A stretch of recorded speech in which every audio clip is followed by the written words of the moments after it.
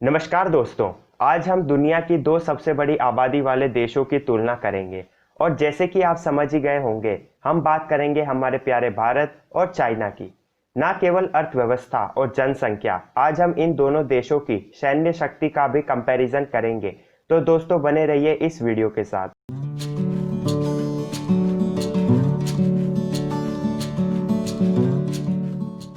चीन के आर्थिक सुधार और भारत की अर्थव्यवस्था के उदारीकरण की बदौलत हाल ही के दिनों में दोनों देशों ने व्यापक आर्थिक प्रगति देखी है। अगर हम वर्तमान की बात करें तो चाइना विश्व की दूसरी सबसे बड़ी अर्थव्यवस्था है, इसके ऊपर केवल अमेरिका है।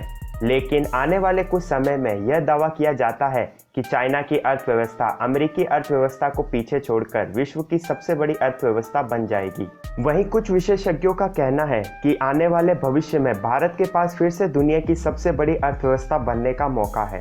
हमें यह भी ध्यान देना चाहिए कि विश्व बैंक ने 2017 में कहा था कि चाइना की अर्थव्यवस्था आने वाले समय में धीमी होने के संकेत दिखा रही है और वहीं आने वाले समय में भारत की अर्थव्यवस्था काफ़ी तेज़ी से बढ़ने वाली है। और हम पहले से ही जानते हैं कि भारत में कुछ वर्षों में दुनिया की सबसे बड़ी आबादी होने की उम्मीद है। 2019 में चीन की जीडीपी करीब 14 ट्रिलियन डॉलर की थी। 2016 में प्रकाशित ब्लूमबर्ग के एक लेख के अनुसार अनुमानित विकास दर पर चीन को 2028 तक दुनिया की सबसे बड़ी अर्थव्यवस्था हो जाना चाहिए। बढ़ती अर्थव्यवस्था के साथ ही चाइना ने अपने डिफेंस बजट में भी काफ़ी वृद्धि की है।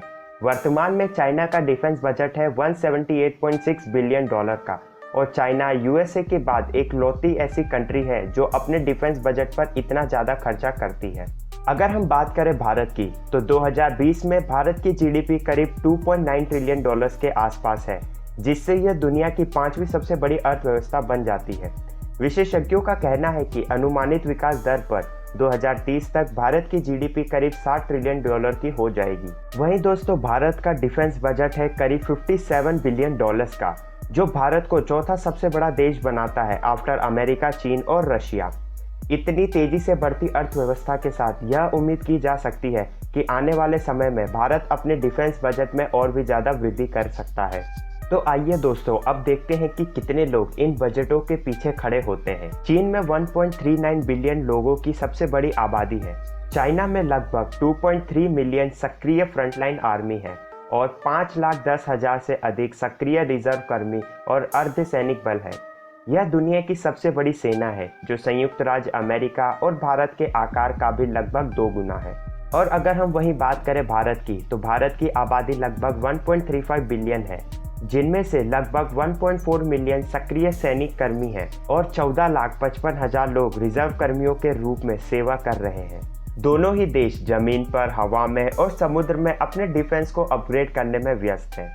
अगर चाइना की बात करें तो सूत्रों के अनुसार चाइना में 9,150 मेन बैटल टैंक, 4,788 बख्तरबंद लड़ाकू वाहन, 1,710 self propelled gun, 6,246 towed artillery और 1,770 मल्टीपल लॉन्च रॉकेट सिस्टम है। हमें ध्यान देना चाहिए कि विभिन्न स्रोत विभिन्न संख्याएं देते हैं। चाइना के पास तीसरी जनरेशन के VT-4 मुख्य युद्धक टैंक है। चाइना का यह दावा रहता है कि यह विश्व भर में सबसे अच्छे लड़ाकू टैंक है।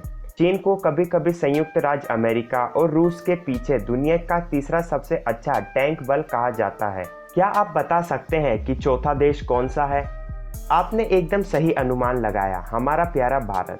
भारत के पास लगभग 5,978 मुख्य युद्धक टैंक, 6,704 बख्तरबंद लड़ाकू वाहन, 290 self propelled gun, 7,414 told artillery और 292 मल्टीपल लॉन्च रॉकेट सिस्टम है। इसमें T-72 टैंकों की एक बड़ी ताकत है। साथ ही भारत के पास रूस में बने T-90 टैंक्स भी हैं। 2017 में ब्लूमबर्ग के अनुसार भारत ने लाखों रुपए खर्च किए हैं अपने T-90 टैंक्स को अपग्रेड करने के लिए। भारत ने फील्ड आर्टिलरी रैशनलाइजेशन प्लान भी शुरू किया है, जिसमें 3 बिलियन डॉलर नई आर्टिलरी के 3,000 से 4,000 टुकड़ों पर खर्च किए जाएंगे।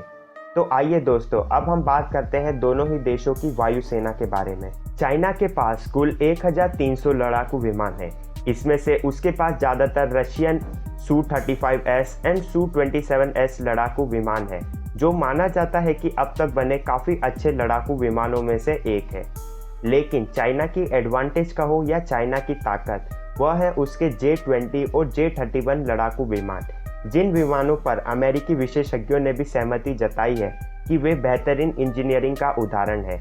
यही कारण है कि चाइना विश्व भर के लिए एक खतरा है। दोस्तों, अब हम बात करते हैं इंडियन एयरफोर्स की। भारत को वायुसेना और लड़ाकू विमानों के मामले में दुनिया में चौथा सबसे बड़ा एयरफोर्स कहा जाता है। भारत के पास कुल 1720 एयरक्राफ्ट मौजूद है, जिसमें से 900 कॉन्टैक्ट कैपेबल यानी मुकाबला करने में सक्षम है। भारत के पास रशिया में निर्मित सुखोई Su-30 MKIs और मिकोयान MiG-29S लड़ाकू विमान है। साथ ही उच्च श्रेणी के फ्रांस में निर्मित डसॉल्ट मिराज 2000 भी है। दोस्तों, इस सूची में हम लोगों ने फ्रांस से आ रहे रफाल विमानों को शामिल नहीं किया है। अगर हम नेवी की बात करें तो चाइना फिर से काफ़ी मजबूत है। चाइना के पास एक aircraft carrier, 25 destroyer, 3 amphibious transport ships, 42 frigate, 8 परमाणु हमलावर पनडुब्बी और लगभग 50 पारंपरिक हमलावर पनडुब्बियां हैं। साथ ही चाइना अपनी नौसेना को अपग्रेड करने के लिए काफ़ी पैसा खर्च कर रहा है, जिसमें 2 नए आधुनिक सुपर कैरियर शामिल हैं। यह लगभग 2023 तक तैयार हो जाएंगे। उस समय तक केवल USA, UK और चाइना के पास ही उस आकार के जहाज होंगे। हालांकि कुछ वर्षों बाद यह उम्मीद की जा रही है कि INS विशाल के रूप में भारत का अपना सुपर कैरियर होगा। हालांकि अभी भी भारत कुछ देशों में से एक है जिसके पास एक एयरक्राफ्ट कैरियर है। साथ ही भारत के पास 11 डिस्ट्रॉयर, 14 फ्रिगेट्स, 15 सबमरीन, 23 कॉर्वेट्स और 7 माइन वेलफेयर शिप्स हैं। अब हम बात करते हैं न्यूक्लियर वेपन्स की। जैसे कि हम सब जानते हैं, संयुक्त राज्य अमेरिका और रूस के पास परमाणु हथियारों की भरमार है, लेकिन चाइना के पास भी 270 परमाणु बम है। भारत के पास भी परमाणु ताकत है। भारत के पास लगभग 120 परमाणु बम है। अगर हम निष्कर्ष निकालें तो दोनों ही देश काफ़ी सर्वशक्तिशाली हैं। दोनों ही देश टेक्नोलॉजी के मामले में भी दुनिया के अन्य देशों के साथ बराबरी का मुकाबला कर रहे हैं। हमारे लिए यह कह पाना कि अगर युद्ध होता है तो दोनों देशों में से कौन सा देश विजयी रहेगा, यह काफ़ी मुश्किल है। तो यह मैं आप पर छोड़ता हूं कि आप नीचे कमेंट करके बताइए कि आपको क्या लगता है कि अगर दोनों देशों के बीच में काल्पनिक युद्ध भी होता है तो कौन जीतेगा। तो दोस्तों, आज की इस वीडियो के लिए बस इतना ही। अगली बार आपसे फिर मुलाकात होगी किसी नई वीडियो में किसी नए टॉपिक के साथ। धन्यवाद।